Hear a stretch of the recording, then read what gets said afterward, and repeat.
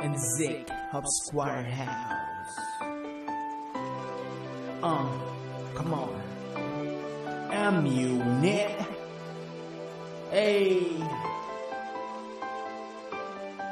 Let's go. Nagsimula ang lahat sa simpleng biruan, pero bakit ganito biglang nagkaaminan, nagkatitigan, nagkahulugan, ang biglang nagkabuluhan.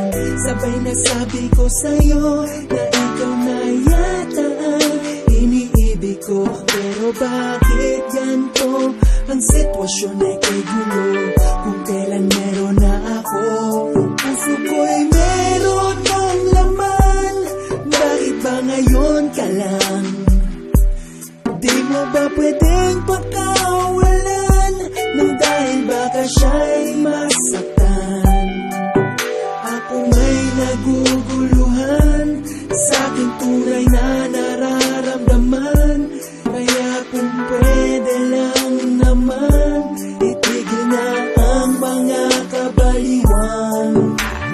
Tama na, itigil na, wag na nating pilit pa. Meron ang nauna sa puso ko nag-iisa. Sana hindi na nailala ang sangkatulad mo. Tama na, itigil na, wag na nating pilit pa. Meron ang nauna sa puso ko nag-iisa. Sana hindi na nakilala ang isang katulad mo. Bakit ngayon ka pa umeksena kung kailan umayos na ang buhay ko? Sa isa ayoko na ng iba, pero nandiyan ka dumadamay at nagpapasaya kapag ako'y nag-iisa. Bakit ba lumalapit ka? Alam mo, mahal ko siya, sa puso ko walang iba. Pwede bang sumuko ka, maghanap ka na ng iba? At wag ako, hindi ako para sa'yo. Ayoko lang ng gulo, kahit ano ang gawin mo. Sadyang manhid ako sa pag-ibig ko, tinapon ko. Wag mo nang pulutin to, wag ilog ko. Ang lusungin mo, wag puso ko, ang tusukin mo. Pag ikaw ang pinili ko, Baka pagsisihan mo, wag mo nang pagpilitan to. Ayoko masaktan ang katulad mo.